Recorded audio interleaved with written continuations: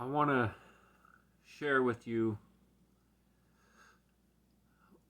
the meaning of a verse in the book of 1 Peter. It says to abstain from fleshly lusts which wage war against your soul. And I'd like to clear up some confusion about that verse.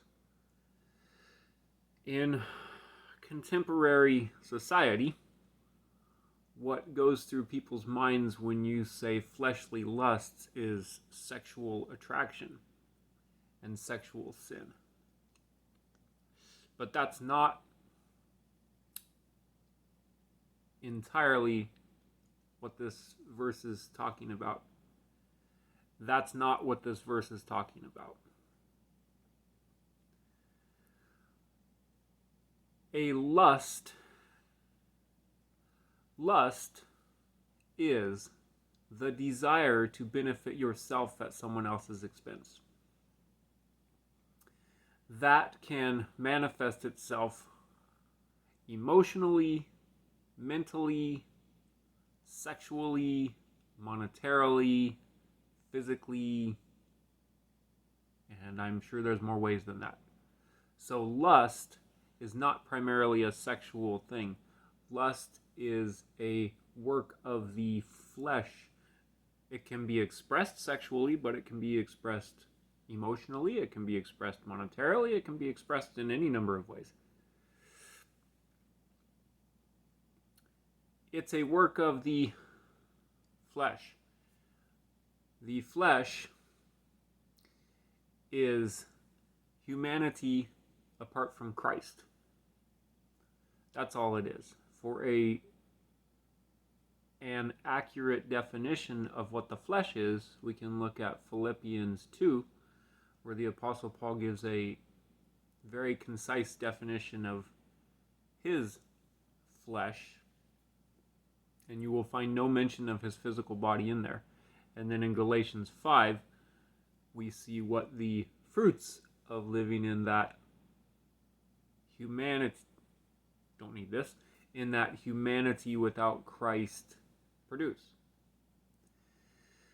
Therefore, the lusts of the flesh are not your sexual desires. And your sexual desires are actually created by God, by Christ himself, who thought them up and designed them for specific purposes. So, am I saying that you should just go around and have sex with everybody? No, because when you have sex with people, you need to understand the truth of that too. Having sex with people is not just a physical act. It, of course, it carries along with it spiritual, mental, emotional, and physical consequences, which most of you don't want to deal with. That's why you're supposed to do it with one person and get married. Anyways. All that spiritual, mental, emotional, physical baggage is really hard to carry around. Just saying, speaking from experience. Anyways, back to my original point. Your sexuality is not a work of the flesh, and it's not a lust of the flesh. Your sexuality is a beautiful thing created by God, meant to be all kinds of beautiful things. It's an expression of Him. It's an expression of our relationship with God. It's a love at it's all kinds of beautiful things that I'm not going to go into here now, because people could write books on it, and they probably have, and they know more about it way more than I do. What I'm trying to express to you is that the lusts of the flesh are not your sexuality. Lusts of the flesh are using other people for your own benefit in any area of life.